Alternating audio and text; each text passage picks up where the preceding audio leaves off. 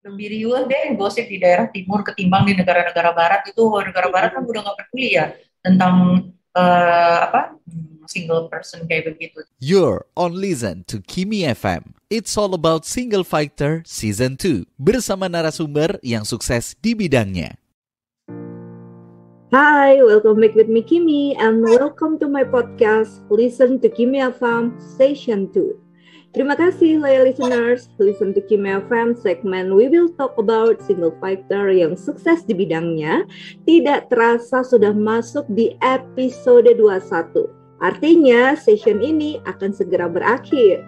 Dan di episode yang hampir selesai sessionnya ini ya, kita sudah kehadiran seseorang yang akan menjadi support system.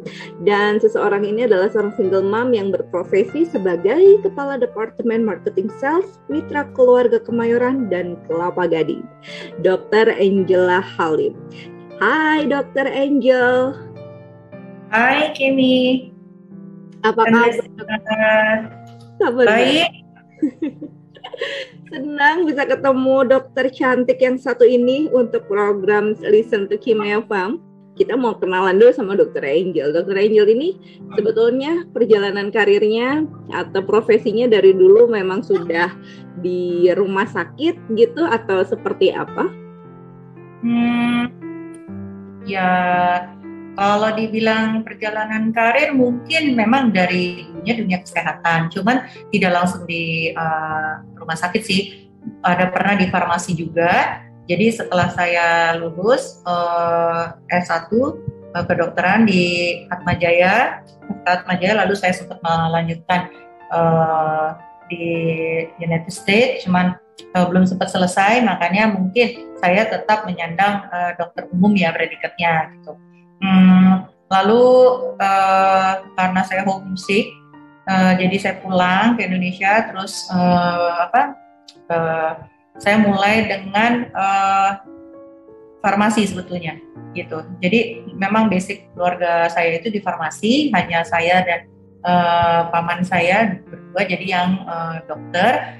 Lalu ternyata dari farmasi terus ke Alkes, dari Alkes terus direkrut sama pernah di Parkway juga, Parkway Hospitals Group untuk pereferan pasien dari Indonesia ke Singapura dan ke Penang. Terus saya pindah ke Omni, Rumah Sakit Omni Hospitals, dan sekarang udah jalan mau tahun keempat di Mitra Keluarga Kelapa Gading dan Kemayoran. Oke, berarti memang pada dasarnya datang dari keluarga kesehatan gitu ya, bidang farmasi tersebut ya dok ya? Ya betul.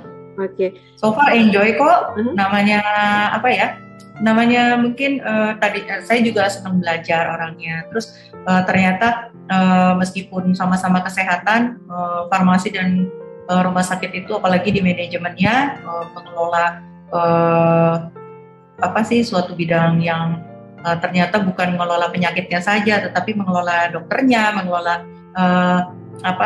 alur dari kesehatan itu sendiri, lalu tentang marketingnya, bagaimana kita memperkenalkan produk-produk dan dokter-dokter di rumah sakit kepada masyarakat itu sangat challenging dan menurut saya menarik deh buat digelutin gitu. Wah seru banget, berarti ini salah satu hal menarik khususnya buat kita yang tadinya nggak tahu bahwa menjadi orang di kesehatan itu ternyata tidak harus menjadi dokter yang benar-benar menghadapi pasien seperti itu ya dok? Atau karena kan dokter sendiri tadi bilangnya lebih kepada office-nya, itu ada nggak sih perbedaannya seperti apa yang paling signifikan antara dokter yang benar-benar menghadapi pasien dengan seperti posisi dokter Angel saat ini? Mungkin kalau yang langsung menghadapi pasien itu tentunya ada, ya semuanya itu kalau namanya kedokteran tuh ada artnya sih kalau saya bilang. Dalam mengobati pasien kan ada, dia harus tahu nih setiap kondisi tubuh pasiennya itu berbeda-beda. Contohnya kayak COVID aja kan, ada COVID yang long COVID, ada yang biasa saja, yang ternyata di tubuh seseorang itu hanya OTG, ada yang sampai dalam banget karena kena varian Delta misal. Nah itu respon tubuh terhadap penyakit juga berbeda-beda gitu.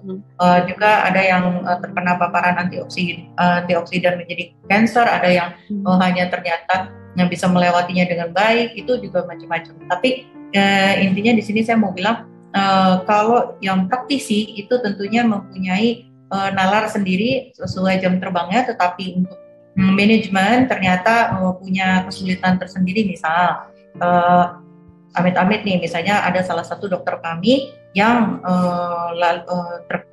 karena suatu kondisi tertentu pasiennya mohon maaf bisa meninggal, terus keluarga pasien kurang bisa menerima, minta penjelasan, ada juga yang menuntut kayak gitu. Nah itu adalah tugasnya, fungsinya dari manajemen untuk membuka komite medik untuk menyelidiki bagaimana asal-usul bisa meninggalnya pasien tersebut, lalu diselidiki, ditelusuri kalau memang pasien tersebut memang kondisinya perjalanannya bisa terjadi perburukan, itu kan kita jelaskan. Kalau tidak, kita yang akan menyewakan kayak pengacara, lawyer gitu kan, untuk membela dokter kita dan gitu. Jadi atau kita membuat misalnya kita sekarang mengikuti bulan-bulan World Health Day-nya, misalnya kalau di bulan September ada bulan jantung, kita bikin promo jantung, kita menghubungi dokter-dokter jantung, yuk dok kita bikin promo, dokter bisa lakukan apa, yuk kita bantu, manajemen akan lakukan dari lab-nya misalnya potong 50% misal gitu. Kalau kemarin bulan November bulan diabetes, bulan Oktober juga itu ada bulan stroke dunia, terus nanti di bulan Oktober di bulan Desember 1 Desember itu adalah Hari AIDS dunia, misal kita bikin promo-promo seperti itu. Atau kadang masyarakat itu taunya kita datang ke rumah sakit itu hanya mengejar dokternya, tapi saya nggak tahu nih di rumah sakit ini punya kelebihan apa aja, karena rumah saya di Kelapa Gading atau rumah saya di Sunter, saya pengen tahu nih di sekitar saya ada beberapa rumah sakit, terus kelebihan Mitra Keluarga Kemayoran apa. Nah itu tugas saya untuk mengedukasi dengan sering-seringnya bikin kayak health talk, edukasi, gathering ke masyarakat maupun ke instansi-instansi pemerintah atau instansi asuransi. Jadi mau nggak mau kita kan jadi dikenalin nih, setiap rumah sakit itu punya layanan unggulannya sendiri-sendiri. Jadi tergantung kita mengolah dan menyampaikannya ke masyarakat seperti apa gitu. Seru ya, jadi sekarang kita bisa tahu nih bahwa di rumah sakit, khususnya rumah sakit yang dikelola juga oleh Dr. Angel dan rekan-rekan di Mitra Keluarga, punya program yang sangat menarik, dan itu relate dengan bulanan, katakanlah tadi ya, ada Hari AIDS juga, lalu juga ada tentang cancer gitu, dan itu very interesting buat kita para orang umum gitu ya, khususnya yang tadinya taunya rumah sakit hanya ngurusin pasien aja gitu ya. Ternyata ada juga program-program seperti itu.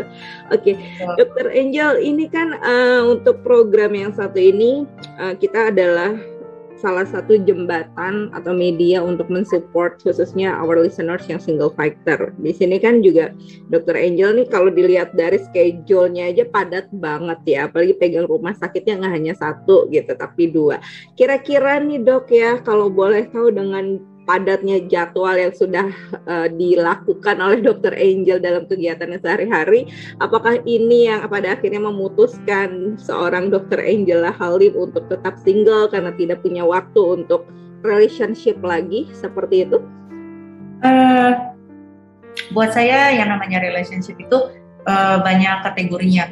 Tidak melulu adalah relationship antara laki-laki dan perempuan dalam konotasi suami istri atau pacar atau kayak gimana ya. Karena relationship yang mutual, yang berkualitas itu bisa terjadi di antara persaudaraan antara dokter dan pasien, sesama dokter, ataupun dokter dengan kliennya, dan ataupun semua bisa jadi saudara kita. Jadi menurut saya dengan kegiatan saya sepadat ini sekarang, saya merasa puji syukur sama Tuhan, ternyata banyak sekali orang yang bisa saya kenal dan banyak sekali teman yang bisa saya jadikan saudara karena kita dekat, kita bisa hangout bareng gitu kan. Dan jadi saya nggak pernah merasa alone, saya nggak pernah merasa kesepian. Seperti misalnya saya sama Kimi yang hangout beberapa kali, halo.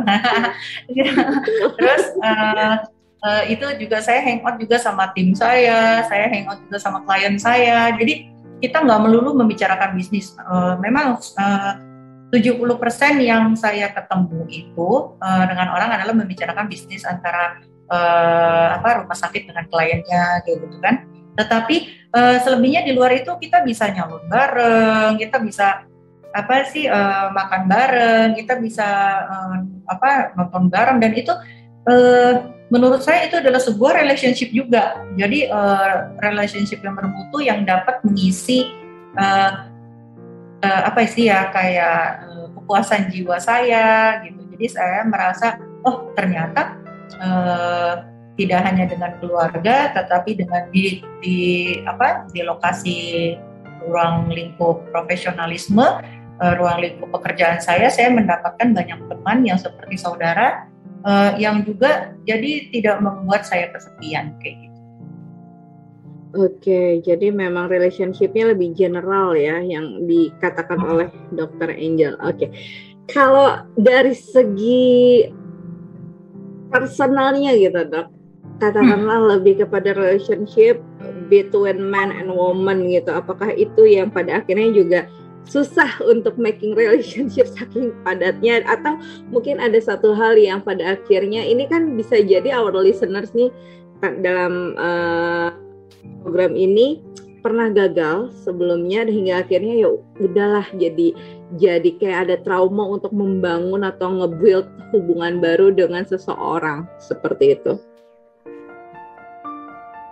Kalau menurut saya sih tidak perlu kapok ya untuk memulai relationship kembali, apalagi kalau usianya masih muda. Secara psikologi, kalau menurut di profesi di bidang saya itu di kedokteran, memang mungkin mirip-mirip sama yang di keagamaan diajarkan, agama apapun itu, memang seharusnya seorang manusia itu diciptakan untuk berpasangan kan, laki-laki dan perempuan. Tetapi jika tidak merasa ada kenyamanan atau tidak merasakan adanya kekurang nyamanan sehingga membuat kondisi tubuh terganggu, hormon terganggu, psikologi terganggu, ya why not kita tidak selalu mendeskripsikan yang namanya kebahagiaan itu harus selalu berpasangan, tetapi kebahagiaan itu datangnya dari dalam diri sendiri. Jika diri kita bisa membahagiakan diri sendiri, bisa membahagiakan orang lain di sekitar kita, membawa banyak aura positif untuk orang-orang di sekitar kita, saya rasa itu juga sudah merupakan kebahagiaan dan merupakan sesuatu yang positif, sesuatu yang baik untuk dikembangkan dari diri kita gitu. Jadi tetapi jika memang bisa ketemu jodohnya, mungkin ya saya tidak bilang banyak yang gagal ya setelah hubungannya pertama, terus divorce misalnya, terus mencoba lagi divorce lagi, jadi kapok. Ya siapa tahu memang ada beberapa orang yang bisa ketemu soulmate-nya, belahan jiwanya itu setelah lebih dari 2 atau 3 kali bersama, tetapi tidak juga harus kita moyo harus coba lagi. Akhirnya sama-sama stres gitu loh. Ada yang bilang hubungan akan jadi lebih sehat, hubungan jadi lebih abadi jika kita menjadi adik kakak atau menjadi seorang teman ketimbang menjadi pacar atau suami istri. Itu ada. Jadi kalau saya bilang cinta tidak selalu harus memiliki, ya mungkin ada benarnya juga kayak gitu. Oke, jadi memang bisa kita simak ya listeners apa yang disampaikan oleh Dr. Angela Halim barusan. Ya kembali lagi kepada kitanya ya dok ya, siap nggak siap dengan segala resiko yang kita ingin jalani ke depannya, antara ingin relationship lagi atau tidak, seperti itu. Sangat wise sekali ungkapan dari Dr. Angel gitu ya, hingga akhirnya our listeners bisa punya mindset yang tidak selalu negatif tentang hubungan itu sendiri gitu. Dok, kira-kira nih dok, kan dokter juga bisa lihat ya fenomena di negara kita nih, saya tidak katakan di Indonesia ini jelek ya, tapi kan kalau udah ada orang yang tahu kita adalah seorang single fighter, khususnya single mom, pandangan negatif itu akan selalu ada. Dan ini sebagai support system nih supaya our listeners juga bisa seperti Dr. Angel bisa tetap bahagia, tetap sukses gitu. Apa sih yang pernah Dr. Angel lakukan ketika judgment itu datang hingga akhirnya sekarang ya Dr. Angel bisa menjadi seseorang yang seperti sekarang gitu, seorang kepala departemen, lalu juga seorang dokter yang sukses dan bahagia dan happy aja gitu menghadapi para judgment yang kayaknya memandang kita tuh sebelah mata karena kita adalah seorang single fighter dan seorang single mom.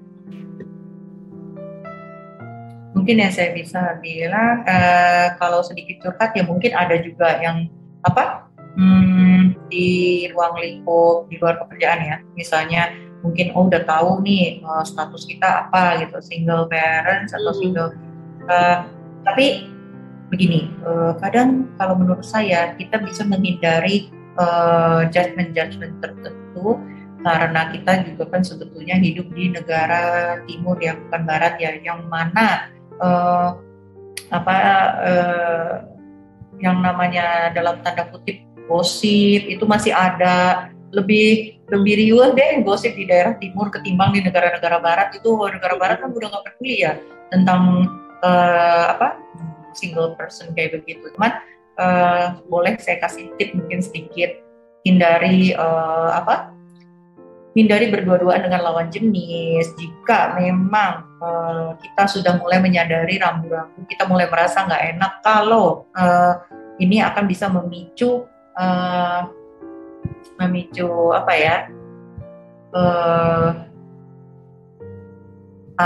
kita bilang pendapat buruk ya tentang kita, mungkin dari pasangan tersebut atau dari sekelompok orang yang kenal sama kita gitu ya. Menghindari curhat atau menghindari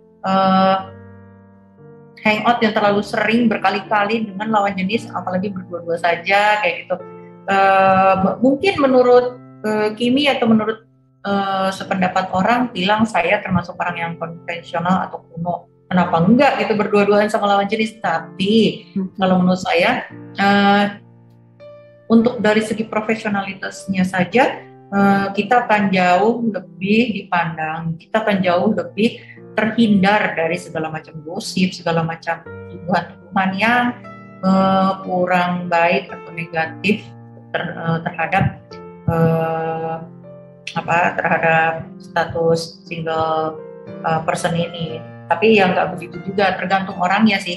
Saya rasa itu terjadi mungkin tidak hanya di kota-kota kecil saja, tapi juga bisa terjadi di kota-kota besar seperti kota kayak gini yang orang-orang yang kurang education gitu. Tapi kalau menurut saya just be yourself gitu. Even kita hangout dengan lawan jenis, tetapi jika kita tidak mempunyai maksud-maksud tertentu atau body language kita, terus kepribadian kita, karakter kita bisa membawa diri sendiri, saya rasa lawan jenis juga bisa mengerti kalau kita tidak membuka peluang, tidak membuka celah untuk dalam tanda kutip mengundang atau kalau kata bahasa kerennya PHP gitu kan, memberi harapan palsu. Jangan pernah memberi harapan palsu gitu. Jangan pernah juga tebar pesona kalau kata orang ya. Jadi beda loh tebar pesona sama yang memang yang memang menarik dan tulus dari terpancar dari hatinya, itu beda, bisa terlihat dan lawan jenis kita bisa mengetahui tentang itu gitu. Jadi be yourself aja kalau menurut saya gitu. Jadi kalau mau ada tuduhan-tuduhan atau ada pendapat yang kurang baik atau negatif tentang kita, jadi kita juga bisa bisa membela diri lagi dengan mantap, dengan yakin. Are you sure gitu? Kan kita nggak ngapa-ngapain gitu.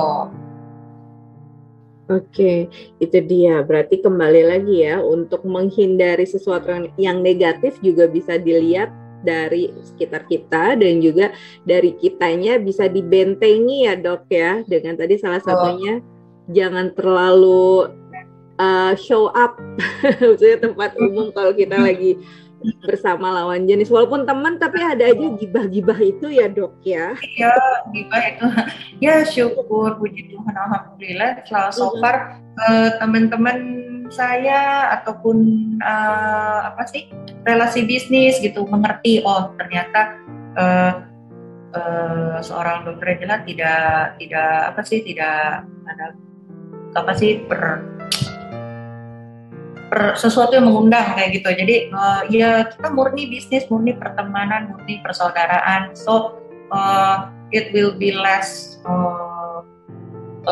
forever ya. Dari lebih bertahan lama, lebih langgeng secara persaudaraan, secara pertemanan juga akan lebih bagus daripada kalau kita mempunyai maksud-maksud untuk pendekatan secara relationship yang berbeda. Gitu. Dan tadi saya bilang mungkin ada sedikit pendapat yang berbeda dari saya, mungkin dari pemirsa, cuman tetap saya akan kembalikan lagi yaitu pendapat masing-masing saya, dan saya menghormati, saya menyupport pendapat masing-masing orang tentang kebutuhan seseorang tentang relationship tersebut. Cuman mungkin dari sisi saya sendirinya mungkin ya seperti yang tadi saya bilang gitu. Oke, you're awesome Dr. Angel. Karena memang bisa jadi saat ini yang sedang mendengarkan tuh lagi bingung ya, what should I do gitu dengan omongan-omongan negatif itu. Dan itu dia listeners, support system dari our guest di episode ini, Dr. Angela Halim. Anyway dok, thank you buat sharing di sini. Gimana pun juga sebagai support system supaya tetap sukses, bahagia seperti Dr. Angel salah satunya narasumber yang hadir. Ada nggak nih yang ingin Dr. Angel sampaikan gitu ya, supaya our listeners juga as a single factor, especially single mom, tetap bisa sukses, happy, dan keep moving forward dalam kehidupan ini. Satu pesan saya, be yourself, be positive, dan yakin segala sesuatu itu tidak mungkin berada di bawah terus, karena roda itu selalu berputar. Jadi setelah badai juga akan ada pelangi. Jadi tidak perlu berkecil hati, tidak perlu merasa sedih terus, tidak perlu merasa galau, karena ternyata menjadi single person itu tidak sejelek yang orang-orang bayangkan.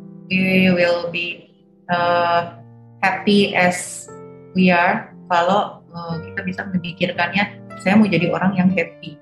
Kalau kita nggak mau happy, kita bisa jadi orang yang nggak happy. Terima kasih buat kamu yang sudah nyimak Listen to Kimia FM Session 2 bersama Angela Halim. Ya, jangan lupa simak episode terbaru setiap minggu di pemutar podcast kesayangan kamu. So, stay tuned and listen to Kimia FM. Bye!